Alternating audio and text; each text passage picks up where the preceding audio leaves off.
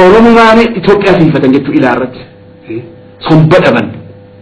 onnee dhaban sombaan nama sossooyan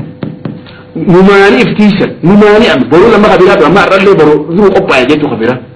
arrawaan biyya keessatti deemuu ila geessan kabira la dura lafa haayete jechu nu seessa raajira duuba kasanarra hay xiqqoo qabdu walitti kennuun gaafa tokko gobeellatti qawwee nu keenya bo'an qawween qabu nu boo kamtaan haa tolfan nu laga kana keessatti nu tolfachuu wallallee haa bitan nu warii ni qabna walitti bunu warii naa bitan qawwee kun wala mi gurguraraan sana guutamee jira addunyaa keessa riigaa lama walitti baasnee namti namuun horii qabne horii keenya naa bitan mangistoon guyyaan an seene qoree lallabee miyaadaa 13 kitaaba keessatti mangistoon hara dubbata mangistoon amaara yaa jala kee yeesna bicha amaara yo amaara le sooba tabiyaan amaara hamalli amaara wanni fedhiin sa amaara hawwiin amaara dandamni sa amaara namni garuu nama mutaani kan rafuun danda'u kana gara jira mutaan gabala dira eegaa ramadi bakka fiiro eegaa rafuu danda'u sadi jechi gamma ta'e itti keessa jiru sadalaa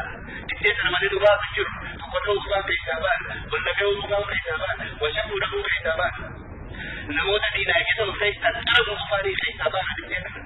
fayya diinaa keessaa waliin baasu dhoofi tattakeenya bilisa haaraa bayisa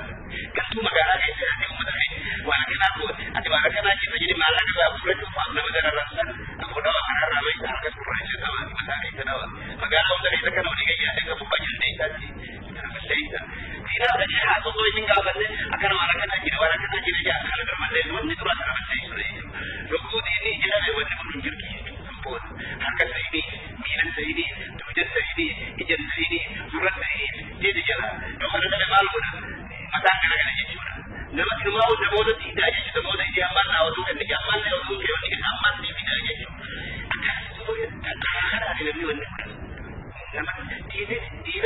diina dura yoo rajin taa'ee jedhamu balan oromoo garte diina dura jettee karaa nama garte kana bakka barraa asuma nama diina dura isa karaa nama isa karaa nama isa karaa nama isa akka kan wanni jijjiiramaa jiru akkuma wanni jijjiiramaa jiru